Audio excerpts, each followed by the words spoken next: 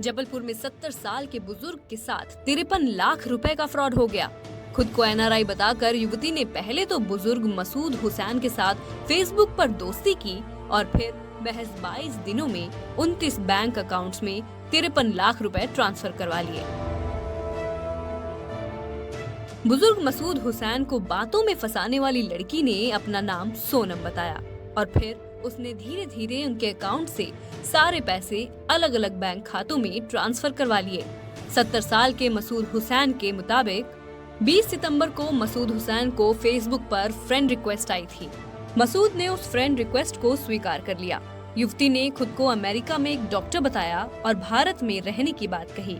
इस दौरान दोनों ने एक दूसरे को फोन नंबर भी दिया। इसके बाद 1 नवंबर को सोनम ने बुजुर्ग को फोन किया, लेकिन इस बार उसने दिल्ली एयरपोर्ट पर पकड़े जाने की बात कही। सोनम ने बताया कि वो डॉलर्स और सोने के साथ पकड़ी गई है और उसे रिश्वत देने के लिए 3 लाख रुपए चाहिए। मसूद ने पहले 3 लाख और फिर 10 लाख रुपए सोनम के बताए अकाउंट में ट्रांसफर कर दिए। लेकिन ये कारनामा सिर्फ यहाँ पर नहीं रुका। 3 नवंबर को सोनम ने बुजुर्ग मसूद को फिर से फोन किया। इस बार उसने बताया कि अमेरिकी बैंक में उसका अकाउंट फ्रीज हो गया है। सोनम ने मसूद से 5 बैंक अकाउंट्स में 15 लाख रुपए ट्रांसफर करवा लिए। 26 नवंबर को बुजुर्ग मसूद ने सोनम को फिर फोन किया, लेकिन इस बार उसका फोन स्विच ऑफ हो गया। मसूद को ठगे जाने का एहसास हुआ तो उसने पुलिस में इसकी शिकायत की।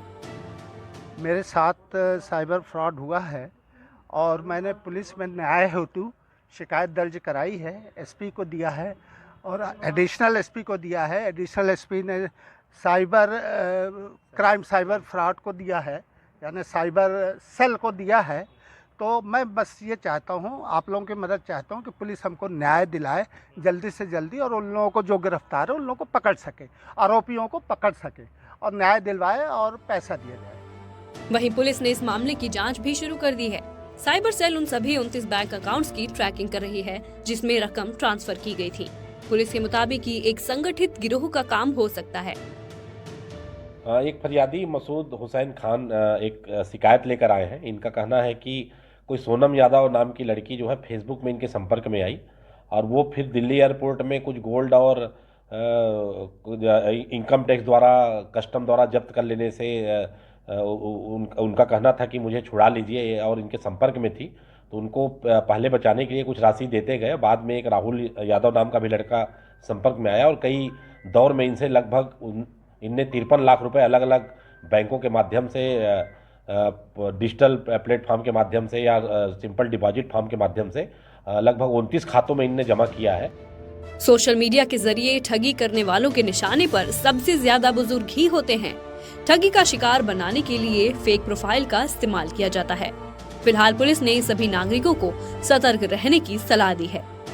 जबलपुर से एनडीटीवी के लिए संजीव चौधरी की रिपोर्ट।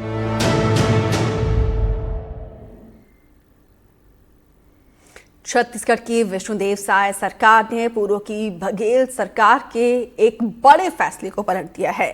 अब राज्य में नगर निगम में महापौर और नगर पालिकाओं में अध्यक्ष के चुनाव प्रत्यक्ष प्रणाली से करवाए जाएंगे।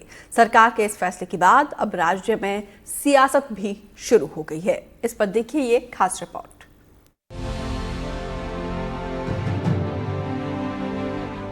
छत्तीसगढ़ में अब शहर की सरकार का नेतृत्व कौन करेगा, इसका फैसला जनता सीधे करेगी। राज्य की विष्णुदेव साय सरकार ने नगर निगम में महापौर और नगर पालिकाओं में अध्यक्ष के चुनाव प्रत्यक्ष प्रणाली से कराने का फैसला किया है। कैबिनेट ने इस पर मुहर लगा दी है। जब हम लोग सरकार में थे 15 साल डॉक्टर रमन सिंह जी के नेतृत्व में, उस समय भी नगरीय निकाय के चुनाव और अध्यक्ष पद का चुनाव सीधे मतदाताओं से होता था, जिसको पिछली सरकार ने बदलकर इनडायरेक्ट कर दिया था, जिसको फिर हमारी सरकार पिछली सरकार के निर्णय को बदलते हुए फिर से उसको सीधे कर दिए हैं। और निश्चित रूप से इससे हमारे जो नगरीय क्षेत्र के मतदाता हैं उनको सीधे अपना महापौर, अपना नगर पालिका अध्यक्ष, नगर पंचायत का अध्यक्ष चुनने का अवसर मिलेगा। छत्तीसगढ़ में रायपुर और दुर्ग समेत 11 नगर निगमों में कुछ ही दिनों में चुनाव होने हैं। छत्तीसगढ़ के 11 नगर निगमों में नगरीय निकाय के लिए मतदाता सूची का अंतिम प्रकाशन 11 दिसंबर को होना है। मतदाता सूची के अंतिम प्रकाशन के बाद कभी भी चुनाव का ऐलान किया जा सकता है। साल 2020 में पिछली बार हुए इन नगर निगमों में अप्रत्यक्ष प्रणाली से महापौर चुने गए थे। 2020 में हुए नगरीय निकाय चुनाव में तत्कालीन सत्ताधारी दल कांग्रेस के महापौर चुने गए थे। अब फिर से व्यवस्था बदलने पर कांग्रेस सत्ताधारी दल बीजेपी पर आरोप लगा रही है। महापौर का चुनाव और अध्यक्षों का चुनाव प्रत्यक्ष प्रणाली से होगा तो भारतीय जनता पार्टी को उसमें भरोसा नहीं है। भारतीय जनता पार्टी का चरित्र ही संविधान विरोधी रहा है, इसीलिए उसने महापौर और अध्यक्ष का चुनाव प्रत्यक्ष पद्धति से किया है।